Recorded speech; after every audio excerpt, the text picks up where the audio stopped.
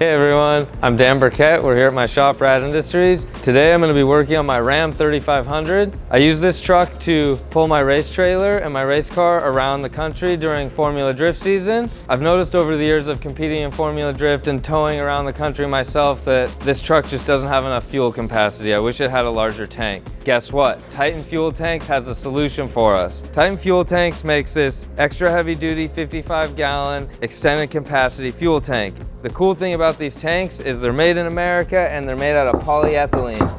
So it's durable plastic, just like an OEM tank would be. It's not some metal tank that's gonna crack or need to be re-welded over the years of you driving down the road and it's shaking. It's basically OEM replacement, just bigger and better. It comes with these heavy-duty steel straps and these rubber bushings that will go under the strap down there. Pretty much good to go forever. They come with a lifetime warranty, so that pretty much answers that question. It's not gonna fail. If it does, they'll replace it. So today we're gonna do the install on my truck. I've already removed the OEM tank for you guys to see how much smaller it is. 34 gallons versus 55 gallons. This is your OEM lift pump and fuel level sending unit, and it'll just bolt right in. And also, these two hoses will just cross over to this tank, bolt right in. So far, I'm about an hour deep into my install. We're videoing the whole process for you guys, so you'll get to see how easy it is to swap one tank to the other. Titan Tanks also includes very detailed installation instructions and everything basically you're gonna need, which is very little, because it's basically using the stock stuff, just bolts right across, but it'll step-by-step tells you how to install it. And we're gonna jump right in and get on that. Let's see how easy this is, guys. So to begin, you want to grab all the tools that will be needed. In my case, I have my complete toolbox set here with all the gear wrench tools. So I go back and forth throughout the job to grab whatever I'm needing. Here I'm using a 10mm socket, and then you saw that I had that pair of pliers that's for the plastic removal kit for the inner fender liner there. It may have been slightly easier if I jacked the truck up and took the rear wheels off, and then the fender liner would have fell out, but I chose not to do it that way because I was not using a lift and I was doing it as simple as I could in the middle of the shop here. There's some tight spaces that you can see right here. I couldn't actually see what I was doing to get that clip off. I'm reaching my head up in there. I shoved the GoPro in there so you guys can see. Overall, it's very easy. It's a big truck. You can kind of get to everything without even jacking the truck up, as I did here. I supported the OEM tank with 2 jack stands, and then once I'd removed the straps and all the clamps, I was able to slide it out under the truck. Then I used that little gear wrench pry bar to knock off the cap that holds the fuel level sending unit and that stock lift pump. As you can see, my tank was pretty much empty.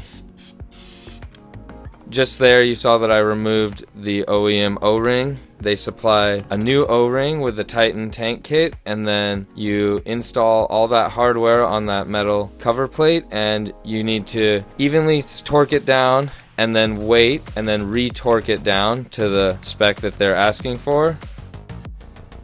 I think it needs to settle in place because it's a plastic tank, polyethylene. You just recheck it, which I did.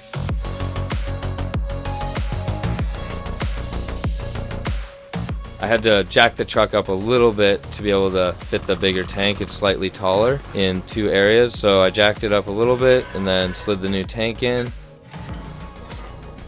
And as you can see, pretty light, and I was able to do this all by myself on my own.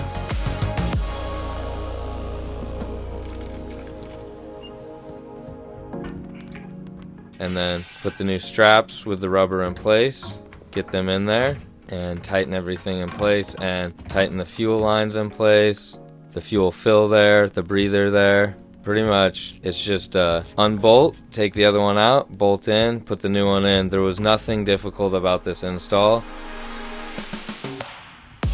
I was extremely surprised, and everything fits just how it's supposed to. It's so close to being OEM, it's surprising that it's not OEM.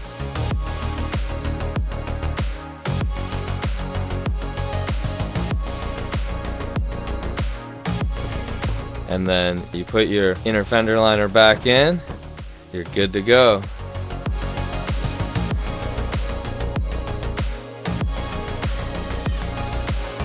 As you can see here, you're just gonna need a couple hand tools. I use the 10mm a lot and then a screwdriver a lot. I had a couple things of my own hardware that I had to replace because I broke some tabs on the way out, but if you take your time, you should be good. The install of the tank is complete. We went to the gas station, filled up with diesel. Did take a couple credit card swipes because they limit you at $100 here in California, but now we drove up to Willow towing the big trailer, and it's not even barely at like 3/4 of a tank, which we're 120 miles out. I think we're like 7/8 of a tank, and it's 120 miles of towing and lots of uphill, so not the greatest mileage. Super excited to find out what this tank can do on these long journeys across the country. We're gonna start FD here in about a week. Today we're just testing.